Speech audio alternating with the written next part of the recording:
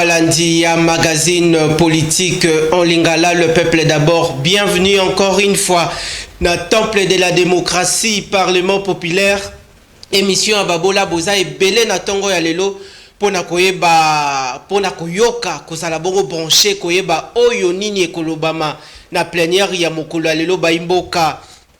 Tozali bongo 10h en direct, émission Ezali bongo en direct.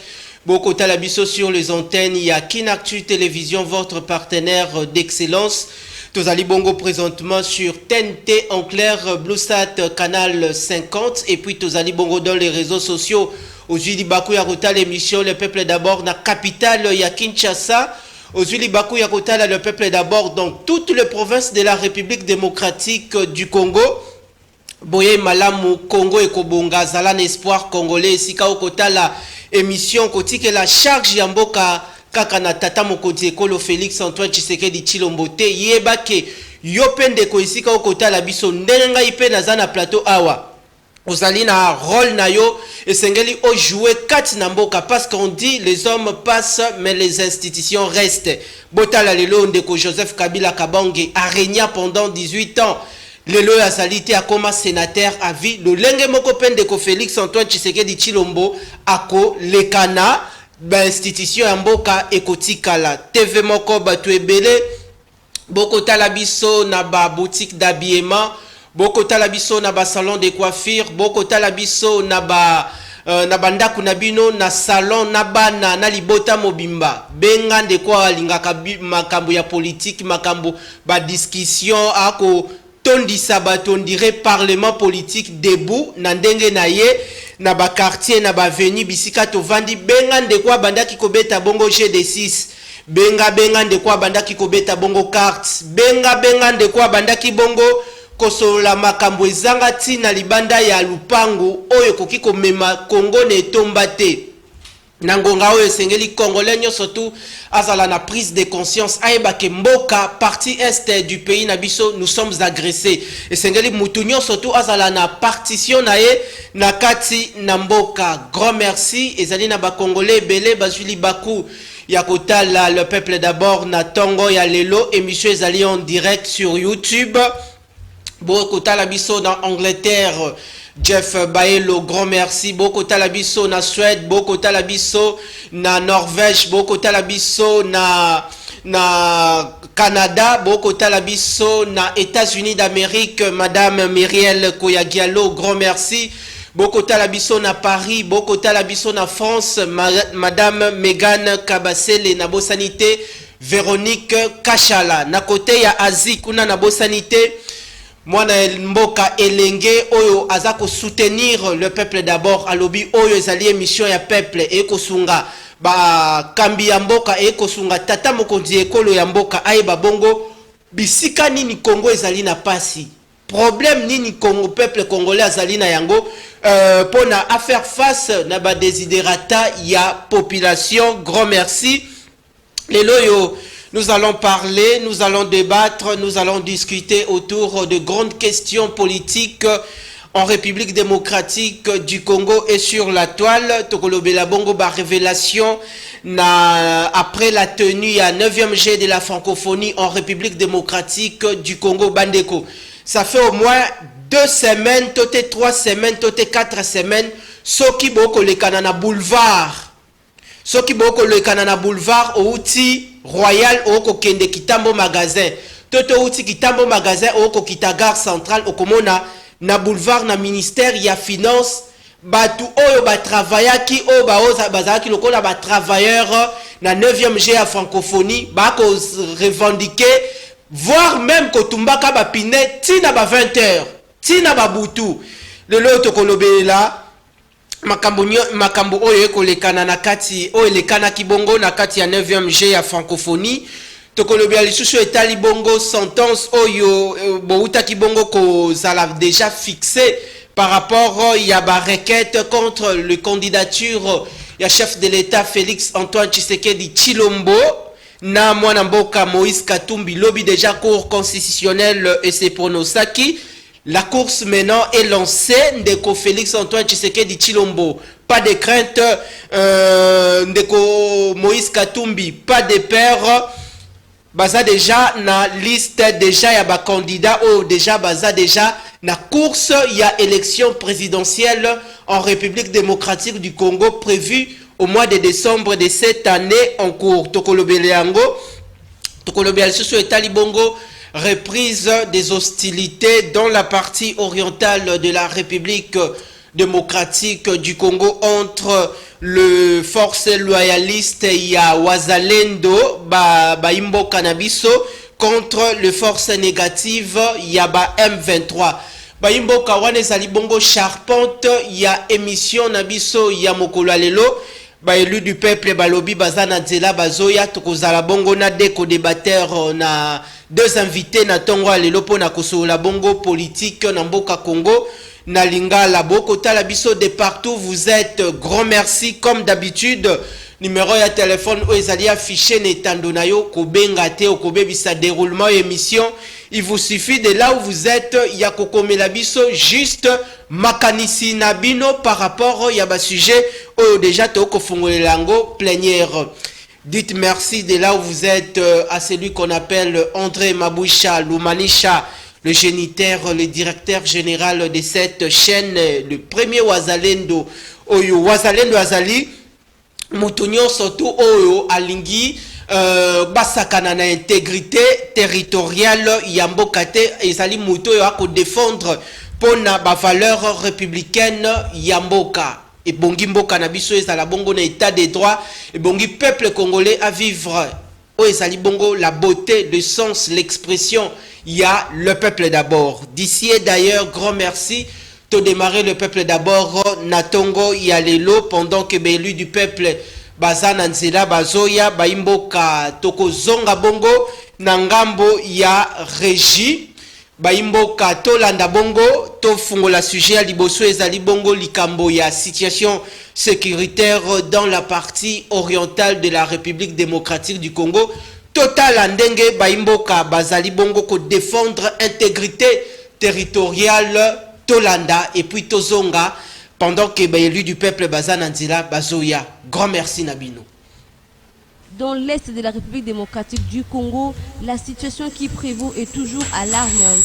En effet, dans une escalade de tensions, l'avion de chasse Sukhoi Su-25 de FARDC a bombardé le position de militaires rwandais RDF dans le parc Virunga le samedi 28 octobre dernier, suite à leur intrusion sur le sol congolais, signalant que les affrontements ont éclaté dans les collines du parc Virunga, tout près des 3 antennes de Burumba.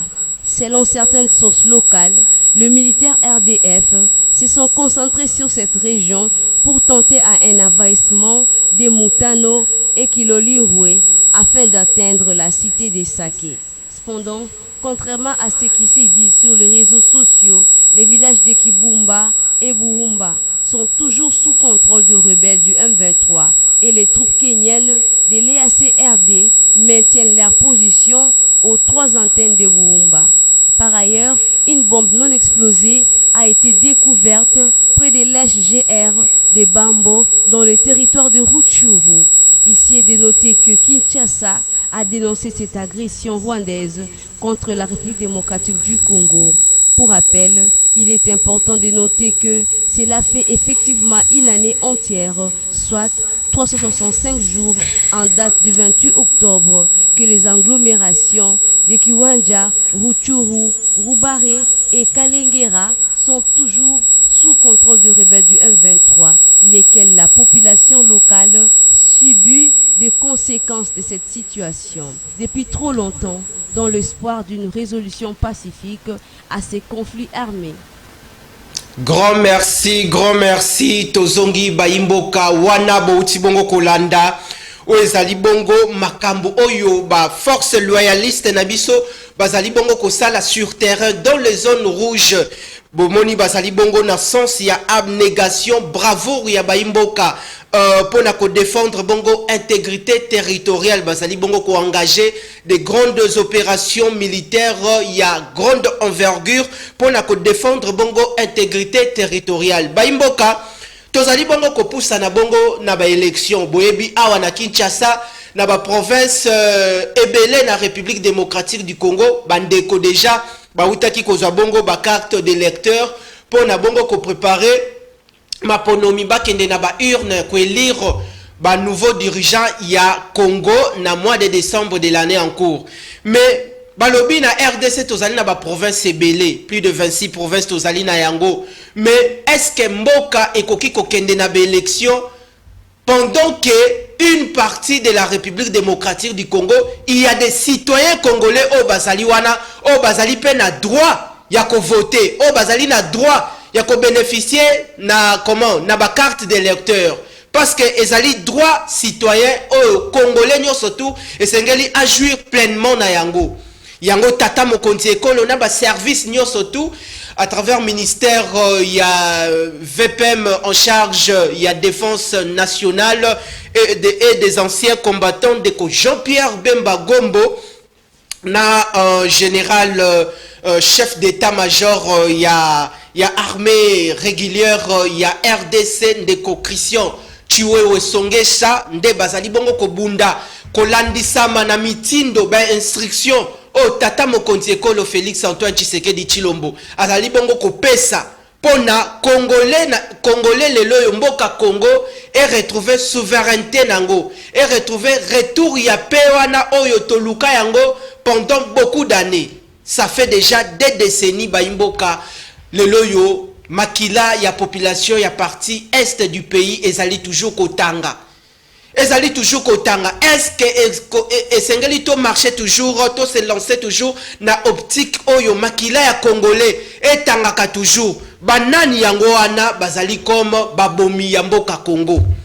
Botala ndenge armée na biso bazali bongo kobunda pona ko défendre bongo mboka. Mais na kati na mboka na biso yango pe totondi bongo na ba groupe rebelle ebele. Yango armée na biso za ko consentir ba effort na bango pona ko bunda nde bomoni ba jeune volontaire o ba bengi bongo lelo ba wazalendo balobi non tokoki kotika mboka na biso boyete tokoki kotika mapinga na biso kaka boyete esengeli bongo to telema to bunda pona mboka Congo lelo to kolobela bato ebele na ba réseaux sociaux ba commission on dirait soki nini bazwa be soki nini esengeli lelo yo biso nyonso tout congolais nyonso tout azala na elan wana ya solidarité pona likambo ya est du pays. Problème ya est ezali bongo ko préoccuper congolais nyonso yango tata mokonzi ekolo alansaki bongo oyo babengaki appel à la mobilisation générale. Appel à la mobilisation générale ezako toucher toute tendance ya classe sociale nyonso tout mais ezali na âge oyo selon ba condition oyo ba tie pona ozala bongo nouvelle recrue au sein de notre armée congolaise. Sengeli ozali elenge mwasi elenge mobali ozali bongo na souci wana ya ko défendre intégrité territoriale ya mboka yango bomonaki ba jeune ebele bakendaki ko s'inscrire déjà na armée na biso ko passer recrutement na bango na armée na biso ezali na ba zone ya ba formation ebele na likasi bisika ebele na kati ya mboka na biso Congo pona kokende bongo na ba formation bazwa ba technique ya combat sur terrain ndenge nini okoki ko bunda ndenge nini okoki ko beta minduki ya minene ezali na ba soda oyo baza spécialité na bango pona kaka ko beta ba mortier ezali na ba soda aussi oyo tobengaka bongo infanterie ezali lokola force terrestre ezali na parmi ba nouvelle recruana ba ko affecter bango ezali na ebele parmi bango ba affecter bango na ba spécialité na bango ba mususu baza na infanterie ba mususu bazali bongo na force navale pona toujours ko défendre intégrité ya mboka.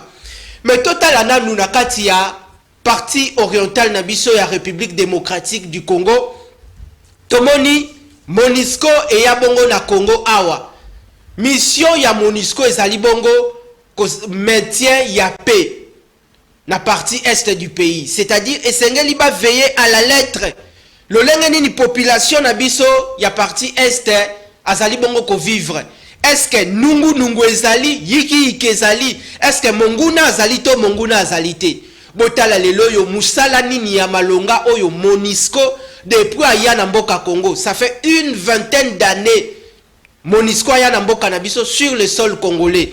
Misolo ya mboka Congo e kobimaka ebele année na année. Pendant que ba fonctionnaire na biso ya l'état awa esengeli pas bénéficier na mbongo wana, mais gouvernement na biso le kola déjà sala déjà ba engagement. Asala déjà ba engagement parce que Monisco ayaka na mission na ye na kati na mboka na biso Congo ko sécuriser population na biso ya partie est du pays, c'est-à-dire le maintien de la paix. Mais le lo Monisco ango depuis aya est-ce que musala a kosala ezali réellement selon mission oyayela na Congo tote aye na est du pays kokangaka photo kotalaka nini elekanaka na Congo?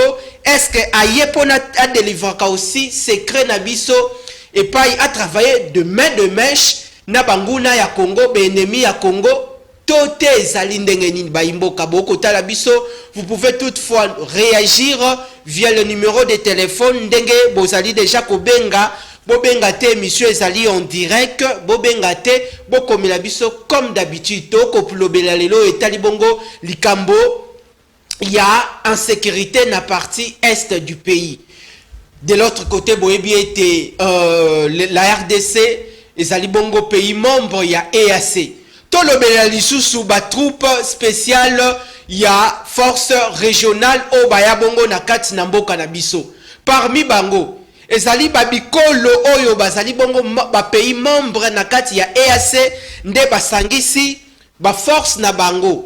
Basangisi ba force na bango pona baya awa bakita basaligner derrière armée na biso pona babenga na bongo banguna. Mais likambo ya kokamwa ba force régionale yango depuis bayaki bako sala eloko te na partie est du pays. Bako sala ka eloko te na partie est du pays. Bokomona teni na bango ezali nango propre pendant que mapinga na biso ezali bongo kobunda. Est-ce que posons-nous la question? Posons-nous les questions. Est-ce que retour ya paix? Esengeli lelo mboka Congo tote congolais nyoso tu esika azali azela yango epai ya Monisco tozela yango epai ya bapaya o bauti bongo libanda les troupes kenyanes tozela yango epai ya ba armée ougandaise tozela yango na armée burundaise tozela yango na armée soudanaise tote sengeli biso moko nanu ba congolais tozala na élan wana ya solidarité tozala na conscience wana tozala na prise de conscience wana to sala la remise en question to réaliser que lelo au Congo nous sommes attaqués. Ndenge nini tokoki ko procéder et puis na kati ya armée na biso côté mususu ba ko lobelela infiltration ce qui ezali na kati ya armée na biso botika bongo ba service basala musala yango pona ko bimisa ba o bazali lokola comme bambuma ya mabe na kati ya armée na biso ba o bazali comme bambuma mabe na kati ya armée na biso lelo soki to kozela bongo paye effective ezala na partie orientale de la RDC et sengeli bongo to travailler avec sincérité même biso média lo lenga nini to ko travailler pour na manière na biso ya ko transmettre information o ezali lié na sécurité ezali bongo na mapinga na biso o ezali bongo na service na yango ya communication oyo mwana mboka général Sylvain Ekenge azali wana à chaque moment ce qui y a quelque chose par rapport il y a ba hostilité ndenge ezali bongo kolekana il y a toujours la communication ndeko Patrick Muya ya pe akolala ka pongite akolala pongite au moment où likambo salemi na Nord Kivu au moment où likambo salemi na Ituri bokomona briefing presse et salemi pona ko ezali loko la devoir exercice ya redevabilité c'est-à-dire l'état congolais atika population à se poser ma question te et sengeli population azala suffisamment éclairée par rapport ya oyo ekolekana na partie orientale de la République démocratique du Congo, au-delà des appartenances politiques, au-delà des appartenances politiques en République démocratique du Congo, que ozala mutu ozali bongo mutu ya lamuka, ezala bongo congolais okotala biso yo lingaka na yo ndeko Martin Fayulu, yo lingaka na yo ndeko Moïse Katumbi, yo lingaka na yo ndeko Félix Antoine Tshisekedi Tshilombo, mais oyo etali bongo Congo, oyo ezabongo ko toucher sur la situation sécuritaire. Botala ndenge ba ko violaka ba mama na biso na partie est du pays. Botala kandenge mapinga na biso ko lembate pona toujours ko bunda pona makambu ya violence na partie est du pays esila. Dans les années passées, bomona kindenge bandaki ko kataka batu to komona ka ba image na ba réseaux sociaux na ba ane o elekani, mais tata mokonzi ekolo abeti loboko na mesa alobi pourquoi mboka Congo population na ngai nde mutu nazali bongo garant ya paix et du bon fonctionnement de toutes les institutions de la République. Nakoki kondima tate peuple congolais makila na ye etangaka mikolo na mikolo, etangaka mikolo na mikolo. Alors lelo esengeli bongo ko beta bongo babengi mbata ya mukolo, le principe de la réciprocité en droit international ezalaka soki monguna na yo abeti yo mbata kokoma Jésus Christ te po pesa ye litama mususu abeta yo mbata, esengeli osala bongo o babengaka le rapport de force. Posons-nous la question, posons-nous les questions de là où nous sommes, de là où vous êtes. Est-ce que le loyo Congo est à la taille ya kosala rapport de force na banguna na enyo soto asali na bango? Congo tout d'abord ezali bongo entouré na 9 pays voisins. Ba pays ezali nzinga na mboka Congo. Est-ce que bazali sincère vis-à-vis na Congo? Revendication ya Rwanda na mboka Congo ezalaka nini? Revendication ya Rwanda na mboka Congo ezalaka nini? Parce que tata mokonzi ekolo alembite akei kuna à s'inscrire na démarche diplomatique pour na toujours paix et comme la peuple congolais. Botala lelo akena Nairobi, ake bongo na la feuille de route ya Luanda, ake atamboli lisusu plusieurs engagements qui ont été signés. Alors au-delà ya engagement au basignaki, posons-nous les questions. Est-ce que Peyango, est-ce que Sezongi Nakati Namboka, est-ce que Rwanda a respecté les accords signés?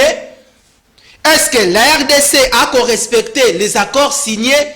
Parmi les deux pays, Nanyango Azabongo ko respecté les accords. Pourquoi le Rwanda a respecté les accords signés avec la RDC? Ba chef après mini sommet, il y a ba chef d'état, il y a ba pays membre, il y a EAC, nde ba se décida ki que mandat il y a force régionale et ça la bongo prorogé jusqu'au 8 décembre il y a année otozana yango. Mais ba prorogé mandat na bango pendant que bango ba kozwa mbongo, pendant que sur terrain résultat ya malonga ezate. Est-ce que toko continuer ka toujours ko kende na mboka boy? Tata mokonzi ekolo ndeko Félix Antoine Tshisekedi Tshilombo esengeli bongo à s'inscrire toujours na logique oyo azako kende na yango mapinga na biso toujours sérénité zala et là il y a solidarité entre tous les Congomani. Ndeko Christophe Mboso Kodia alobaka na parlement, vous le député de l'Est quittez les groupes armés. Mais soki alobaka bongo lelo mwanga chuchu azali bongo condamné à perpétuité. Au-delà ya makambo oyo ndeko Christophe Mboso Kodia alobaki, nini yango ebatami lisusu? Nini yango ebatami lisusu? Parce que lelo yo esengeli population na biso ya partie est du pays a voté. Toza déjà na moi lelo yo tokomi déjà dernier jour tokokota déjà novembre. Mais novembre ango to kokota yango. Élection ezali bongo prévu na mois de décembre. Élection ezali bongo prévu na mois de décembre. Pendant que yo awa na Kinshasa okobina, okozwa tana yo ya komela moi kopo ya masanga tote kopo ya sucré. Mais est-ce que oko penser na population à partie est du pays? O azal pe na makila lokola yo congolais o pe azali kitoko lokola yo congolais, est-ce que oko banza na ndeko na yo congolais oyo akolemba te kokimaka bitumba à chaque moment? Soki tolakisi bino ba image mususu oyo ezali, soki bokoti ata dans les réseaux sociaux okomona ba tata ba mama ya ba 86 ans d'âge, ya ba 76 ans d'âge, ya ba 60 ans d'âge, bakovanda boye na libota na ye, okomona makelele lokito ya masasi ebandi, okomona papa mukolo akokima na nzete, likambo ya kokamwa. Esengeli lelo Congo etelema, esengeli lelo peuple congolais etelema, azwa makambo responsabilité ya mboka na maboko.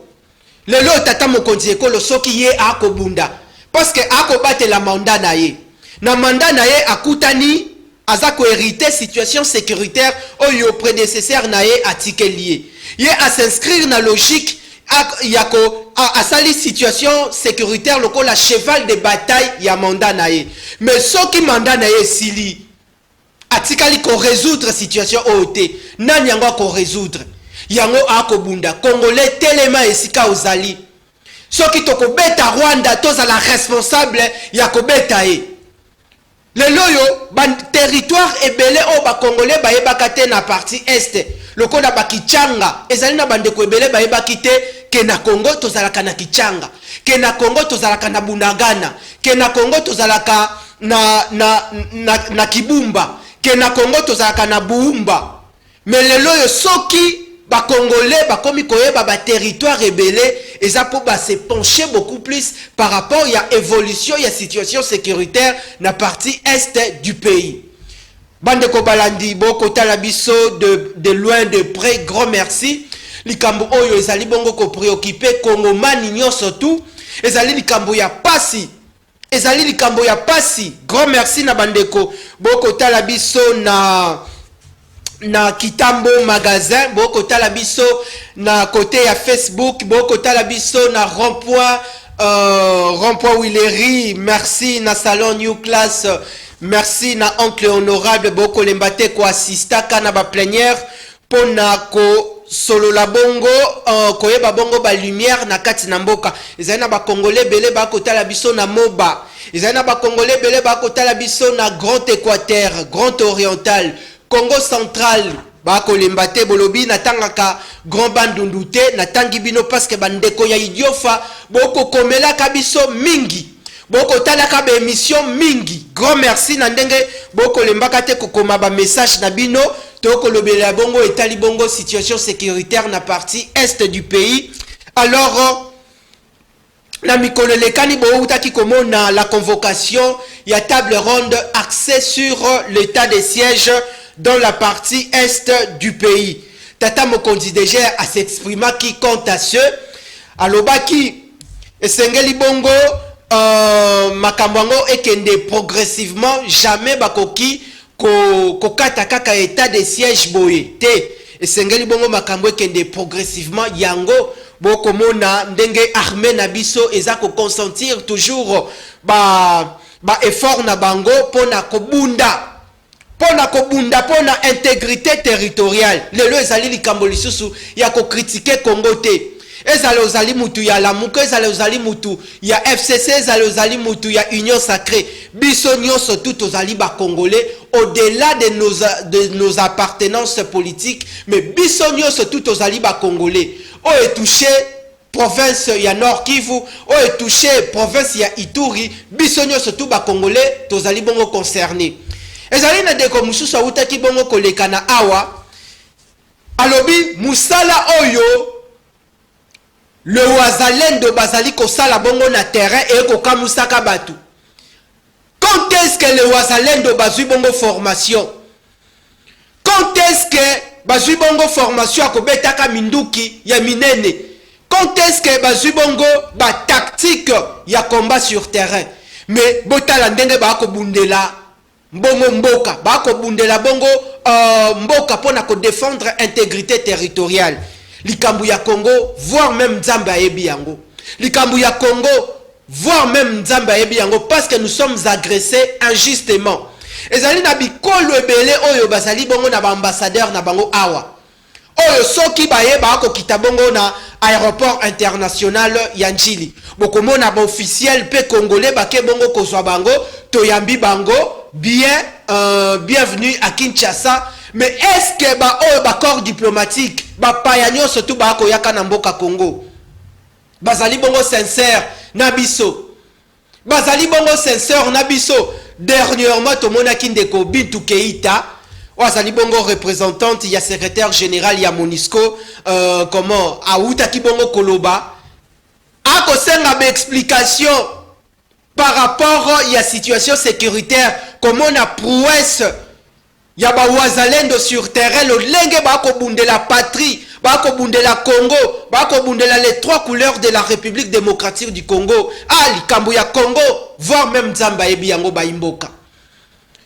voire même Nzamba yebi yango Bintou Keita asengi be explication ba pesa be explication mais est-ce que rôle na ezali ko senga be explication rôle na ye o ayeli na mboka Congo ezali ko senga be explication bandeko to sala attention na bantu nyonso to ba ko yaka na mboka na biso parce que nangonga oyo tout le monde est devenu suspect tout le monde est devenu suspect tout le monde est devenu suspect lokola artiste moko yembaka nous sommes dans un monde où tout le monde observe tout le monde même les observateurs sont observés baimboka likambo ya Congo tala nzinga ovandi quartier ozali mutu nini ozali nae bantu mususu bakomi ko se déguiser okomona mutu aliboma na kwa moko boy okomona mutu aliboma peut-être na avenue moko boy est-ce que ça réellement mutu aliboma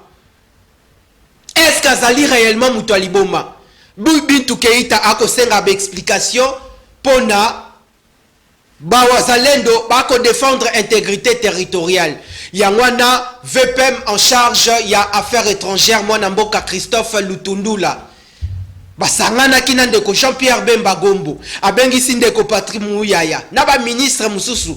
Abengisi ba corps diplomatique accrédité en République démocratique du Congo. Pona kolobele la bango ko tirer bango. Ko tirer attention na bango. Pona ko tirer attention na bango. Pona ko tirer attention na bango ba imboka. Pona likambu ya Congo. Ata soki lisasi moko ekwei na partie est du pays, RDC a ko appliquer principe ya réciprocité. RDC sengeli a réagir. Yangwana boko mona armée na biso to ko bunda.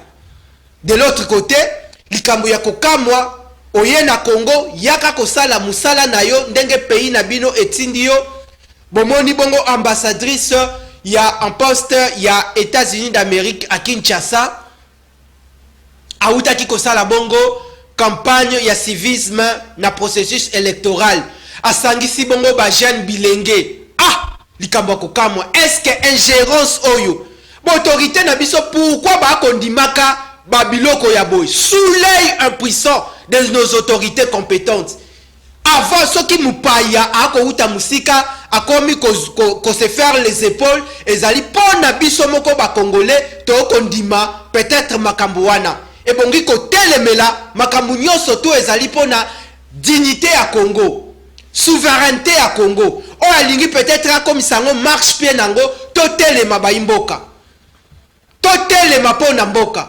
balobaka boye vaut mieux la réputation vaut mieux qu'un parfum. La réputation vaut mieux qu'un parfum. Le loyo sengeli RDC ezongela comment? Ezongela valeur na yangoana daton. Valeur na yangoana daton ba imboka boko tala bo déranger te boko déranger makasi bolingi toujours émission à téléphone ouvert émission cause à la téléphone ouvert tendenge boko koma bo continuer toujours kokoma tozali bongo kopusana. Merci na bandeko bauti bongo kokomela biso. Merci lelo ezali ngonga yako ndeko kobenga te émission ezali en direct. Merci na bandeko ba kokomela biso d'ici et d'ailleurs tozali bongo kopusana tozali bongo kolobelo etali bongo likambo ya sécurité na mboka Congo likambo ya guerre esengeli congolais a voté na mois de décembre mais esengeli congolais yango awapi congolais à Kasai, congolais à Kinshasa, tote congolais esengeli a voté ezalinde congolais o avandi na territoire national. O avandi ezala avandi na Sud Kivu, ezala za na Nord Kivu, ezala za bongo na Ruchuru, congolais wana citoyen congolais wana azana droit ya ko voter. Merci Nabino Baimboka toko changer sikawa chapitre pour aborder cette fois-ci. Total ananu avant toko tawe talibongo makambo elekana ki lobby na cour constitutionnelle yango nde toko silisa nango émission. Total ananu bapaya o bako yaka na mboka na biso Congo bazoya koluka nini? Est-ce que bako yaka na ndenge ya malamu tote na ndenge ya lokuta na ndenge ya kindoki gentil? Tosale kenge na ngonga oyo. Tosale kenge na ngonga oyo. Tosale kenge na ngonga oyo. Ba mususu balingaki mboke pela moto. Mais oyo lobby cour constitutionnelle et salaki. Balobi la justice élève une nation. Nanu na koti na sujet wana te. Richard Machita tokozonge pa inayo.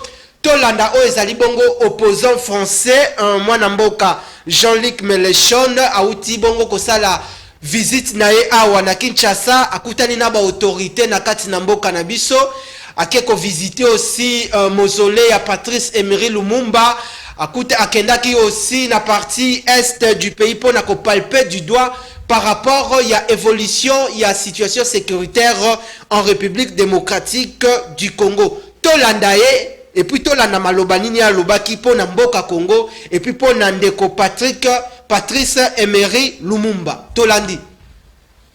Lumumba est notre contemporain. Lumumba, parce qu'il a été le héros de l'indépendance, en d'autres temps, nous avait déjà dit que l'indépendance, il ne suffisait pas qu'elle soit proclamée, il ne suffisait pas qu'elle soit nominale, il fallait encore qu'elle soit réelle, c'est-à-dire qu'elle étende sa protection sur toutes les réalités qui composent une société, et en particulier sur l'économie, et en particulier sur l'égalité entre les citoyennes, les citoyens qui composent la nation. Lumumba nous a appris que si l'indépendance est un droit dorénavant acquis, elle reste un projet et un impératif pour le futur. Et cela ne vaut pas seulement que pour les peuples d'Afrique, mais aussi pour les peuples de l'Europe, qui, après avoir beaucoup dominé, sont à leur tour dominés et partagés comme l'étaient autrefois les sociétés coloniales, et introduit dans leur rang ces discriminations qui répartissent entre les très riches et les très pauvres les populations, humilient les uns et favorisent toujours les autres, toujours les mêmes, des fois les mêmes aux mêmes endroits, dans les mêmes fonctions, avec les mêmes noms. L'indépendance est la condition de la souveraineté du peuple, mais encore faut-il que cette souveraineté ait sa voix, c'est-à-dire que la démocratie permette qu'elle soit entendue. Et chacun voit immédiatement le lien qui, ici, au Congo, s'opère entre ces idées, celle de l'indépendance, de la souveraineté, qui est son moyen, et de la démocratie, qui en est la condition. Car les agressions que subit aujourd'hui le Congo ne sont pas limitées à une région. Elles mettent en cause sa souveraineté dans tout le pays, dans toutes les régions du Congo. Et alors nous avons à apprendre. Lumumba est notre contemporain quand il nous assigne la tâche de devoir construire comme un projet l'indépendance, la souveraineté et la démocratie dans un même mouvement. Lui qui avait été le premier des premiers ministres de ce pays sur la base d'un long combat sanglant, mais sur la base d'une victoire démocratique remportée dans les urnes. Merci, merci Nabino Baimboka tozali bongo kopusana na plénière ya mokolo ya lelo TV moko bato ebele congolais esika ozali okotala le peuple d'abord zalana espoir le Congo va changer zalana espoir okotala biso na Grand Katanga boko tala biso na Grand Kasai, boko tala biso na Grand Oriental, na partie ya Équateur Mobimba, boko tala biso grand merci ya ko renouveler biso marque ya attention sympathique nabino bolingi biso mingi bolingi le peuple d'abord mingi même na page officiel Nabiso, il y a Facebook, Boko Lembate Koloba, il y a des réactions qui fusent de partout, de tous les horizons. Grand merci Naba Congolais, Boko Koma depuis Canada, Boko Koma depuis Belgique, Boko Koma depuis Paris, Boko Koma depuis Angleterre, depuis Oslo, depuis Scandinavie. Grand merci Nabo Sanité, Elenge Oyo, Azali Bongo na Asie, ce qui le peuple d'abord est bandit, Baimboka, Yatalaka Yango na YouTube. Ce qui le peuple d'abord est bandit, Mbamoka bandi ko alerter, bandi ko partager ba lien. Azali na Asie, mais bandi ko partager ba lien, ba mi connaissance na yo bazali na Angleterre, batala. Abandi ko tinde la bango ba lien. Grand merci, grand merci, grand merci. Nandenge Boko Lembate ko accompagnaka le peuple d'abord Matondo Nabino Ezali monsieur Ezali ko éclairer ba autorité compétente Yamboka Ezali na ba Congolais belé lelo bazali bongo en dehors de nos frontières. Bozala na espoir bino pesika bozali boye ba ete bozali na part na bino ya responsabilité ya ko bâtir un Congo uni, un Congo prospère, un Congo émergent. Bamsusu bakimi mboka pona ba revendication politique na bango bas ndenge ba s'inscriva ki na démarche oyo. Mais est-ce que sengeli ko finga kamboka libanda esika ozali pona mundele apesa kayo mbongo pona bandeko mususu boko travailler na bango de main de mèche na kati na mboka bobimisa ba vérité ndenge na lembaki te koloba na lobi bolumbu ya mboka Congo ezali bien pona biso moko ba Congolais to mona kayango mais ezali likambo ya soni soki mupaya akomona yango elingi koloba nini elingi koloba ete secret na biso ya kati na ndako esengeli biso moko bakolo ndako toyeba ke ndako na biso esika nini etangaka soki na yebe esika ndako na ngai etangaka na kozala à mesure na se vertuer c'est-à-dire na fournir fort pona esika wana etangaka lisusu te na tsa yango quelque chose pona etangaka lisusu te mais bokomona kaka bana ya mboka awa bamindelo bako yaka bango nde bako délivrer ka bango ba information. Est-ce que nangonga oyo tozali na besoin na yango? Est-ce que nangonga oyo ezali makambo oyo Congo ezali na besoin na yango? Tote Congolais nyoso to esengela sa na conscience que na ju carte d'électeur Nathalie ba député oyo toponaki totali musala ndeko Félix Antoine Tshisekedi Tshilombo asaleli ba Congolais. Est-ce que asali réellement pona avancement ya mboka tote amemi mboka na libulu? Est-ce que ba député otoponaki que ce soit ba député provinciaux ba député nationaux est-ce que ba kendaki na parlement ba memaki charge ya ba province na biso ba memaki charge ya ba commune na biso? Est-ce que ba initiative parlementaire nini oyo bango basali pour l'intérêt ya mboka? Posons-nous des questions ba député bazaya ko pesa ka bino ba polo parce que nangonga oyo bokomona théâtralisation ebele bamsu bakoyela bino 50 000 francs bakoyela bino 100 000 francs bakoyela bino 200 000 francs polo na ngai lata yo komamika elongi ya mutu na nzoto na yo Congolais pona 30 000 francs réputation na yo valeur na yo ezali 30 000 francs te tozali na nzala kasi toza bato ya nzala te et puis na vie ya mutu nzala ezalaka éternel te.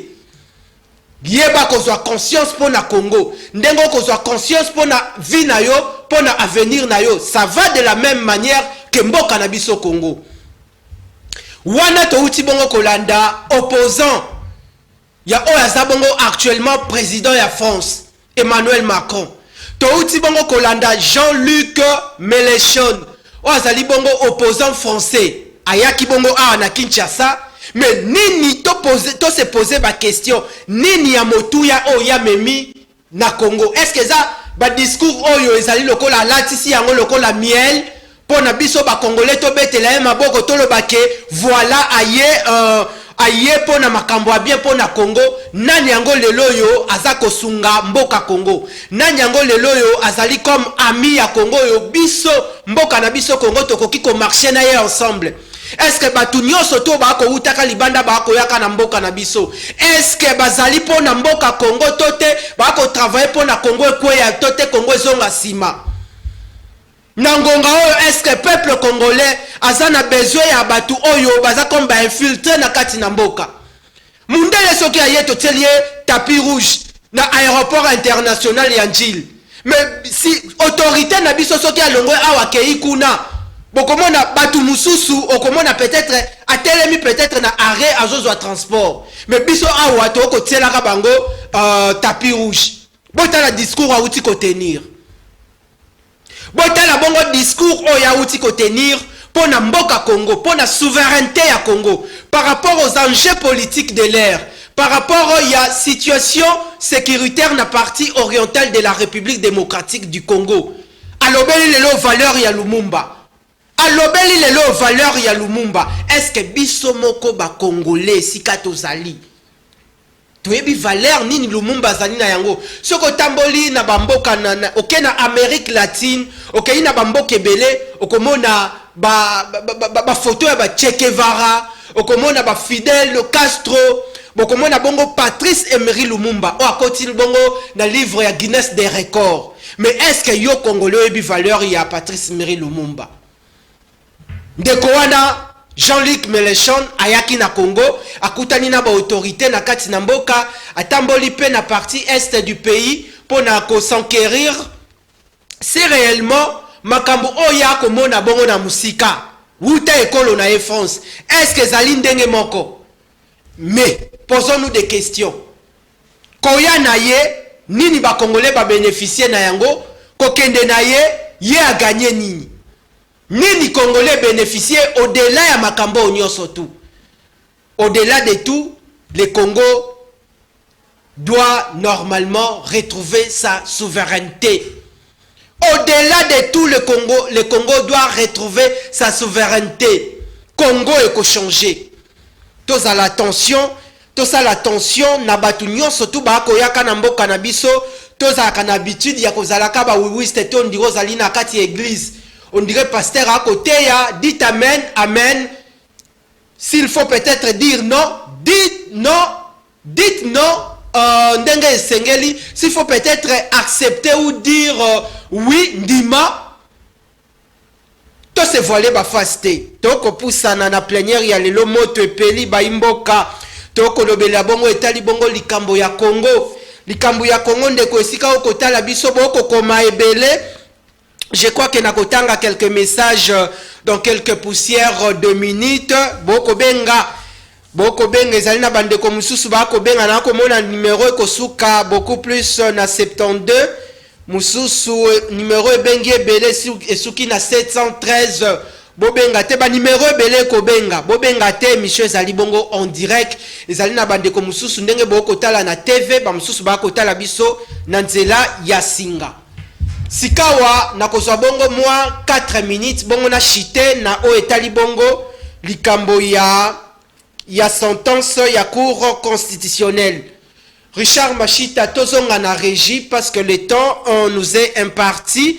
Tozo bongo bilili ya o elekana ki bongo pona 9e G ya francophonie et sika solo lumbaki botala bana mboka ba travailler nuit et jour sans kozala payer mais mbongo ya l'état congolais ekoti na poche ya batu mususu Congo mbongo ya ba congolais un individu, toté un groupe d'individus, bazui misolo ya Congo, bakangi yango. Pendant que l'élément est en train de venir, je crois que Toko Poussana, il y a le 9e G à francophonie, Sengeli Boye Baete, il y a eu de présumés détournements de fonds, et zali ba dépassement, dépassement, il y a ba fonds, oh, ezala ki bongo a loué, pour la organisation, il y a 9e G à francophonie actuellement. Oazala Kibongo comme directeur national. Il y a 9e G à francophonie. Moi, Namboka Isidore Kwanja. Azali Bongo. Déjà, na viseur. Et Sengeli Bongo Batunaye. Toko Mona Baimboka. Bande Konabiso ya Basi. Bande Konabiso ya Mibali. Ba travaillaki. Pour la 9e G à francophonie. Oyo ba kolembate ko salaka ba mouvement ya ba revendication. Liboso ya Baptiste ya ministère ya finance et pas ya ndeko Nicolas Kazadi. Bana mboka bokomona bango liboso ya ministère ba 20h bako tumbaka ba pine. Ngai moko na lekana kiwana na utaki kitambo magasin pona kokita bongo na batete la si je m'abuse pas namoni na kamwe à partir ya 20h30 liboso ya ministère ya finance bandeko na biso ba congolais bao ba travaillaki na 9e G ya francophonie bao ba travailler moi mobimba sous le soleil botala ba ko revendiquer misolo na bango ba pesi bango yango te. Il y a eu de révélation yango le ministre ya finance ndeko Nicolas Kazadi a s'impliqué par rapport à la situation. Baimboka, il y a à boire et à manger. Je crois que l'élément, vous l'aviez retrouvé dans la grande édition Nabiso. Il y a journal, il y a lobby, qui n'a plus télévision. Ils ont toujours chaîne au Ezali Bongo.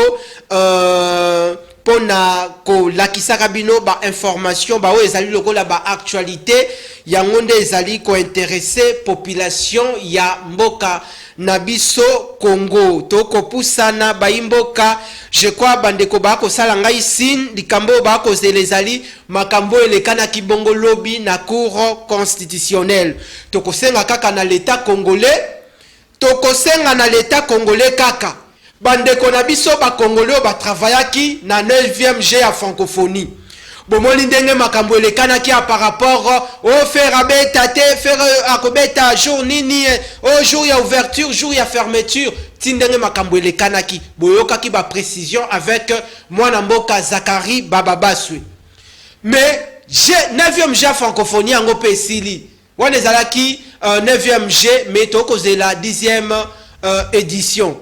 Mais likambo ya kokamwa bandeko na biso basi mibali ba travaillaki kuna ba papa responsable ba père de famille oyo tilelo na bandaku bisike na ba quartier ba mapangu ba ko futela bazali na ba arriéré ba retard ba impayement parce que ba travailler pour na mboka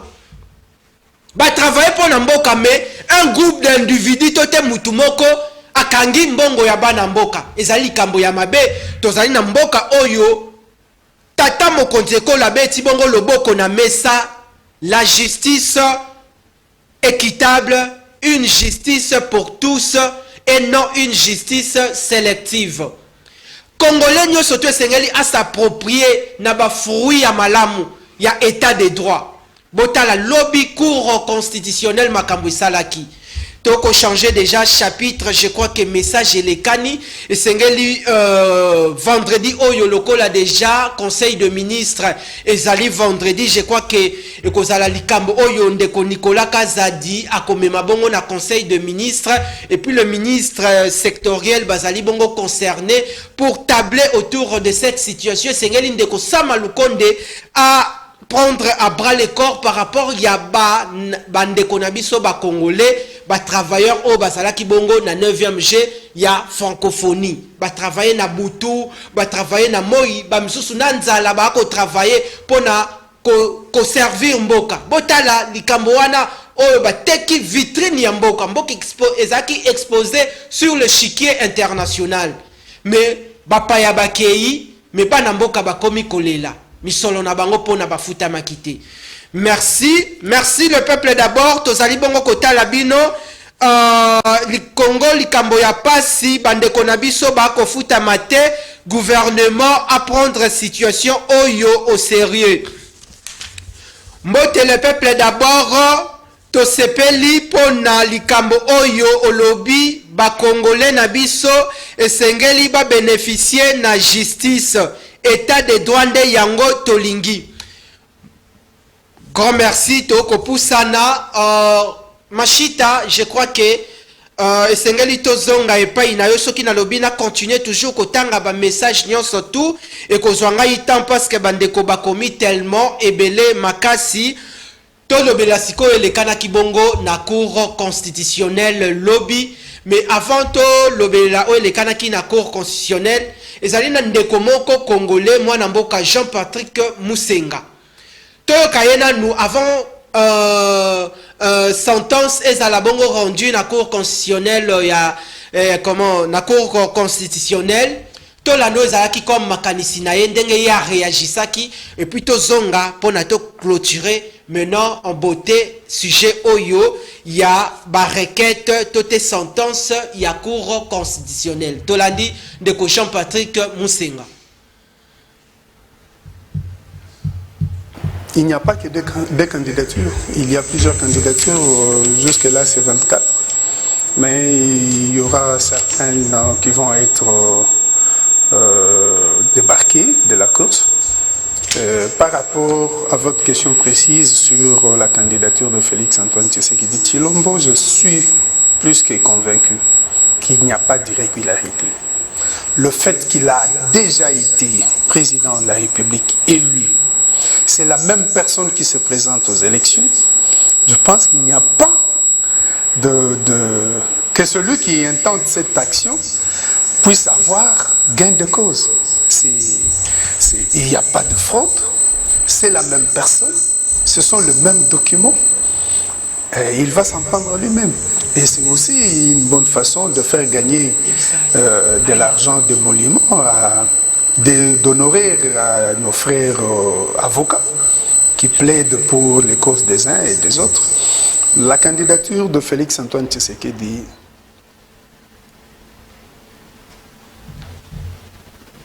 Tozongi baimboka tozongi na plénière na biso wana bouti bongo kolanda réaction ya ndeko Jean-Patrick Musenga oyo asoto proclama comme porte-parole ya bawazalendo botala citoyen congolais oyo azali bongo na souci ya mboka na ye akomi benga na ngonga oyo porte-parole asoto proclamer comme porte-parole ya bawazalendo. Toyebi bien bawazalendo na kati na mboka na biso Congo ezali ba citoyen congolais oyo bandimi volontairement sans pour autant muto forcer bango, sans pour autant causer la kanyaka quelque part, sans pour autant causer la mbongo na part ya gouvernement. Mais balobi niet likambu ya mboka Congo pona insécurité esengeli tondima kobunda tokufa pona mboka to bundela mbongo mboka na biso Congo yango bazwi bongo bibundeli pona kobundela Congo baimboka wane salaki bongo makanisi ya ndeko Jean-Patrick Musenga. Ndeko Jean-Patrick alobaki nini? Alobi le fait que Tata Mokonzi Ekolo Félix Antoine Tshisekedi Tshilombo azalaki déjà candidat na élection il y a 2018. Touti bongo kolanda bien. Alors le fait que le chef de l'État Zalaki déjà candidat na élection en 2018 et puis Azalaki bongo élu, c'est logique. Pourquoi toujours ko créaka makambo na kati na mboka? C'est logique lelo bien que requête Zalaki bongo contre sa candidature, mais par rapport ndenge batsaki makambo ya kombo na l'élection et les Kanaka, il n'y avait pas le nom de Antoine. Bah retrouver Antoine na kombo naye, Antoine Pezali kombo naye.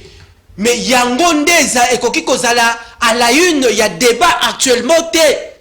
Et loko sénégalais à la une, il y a débat actuellement. Ezali bongo likambo ya Congo. Congo nini eza ko préoccuper biso mingi.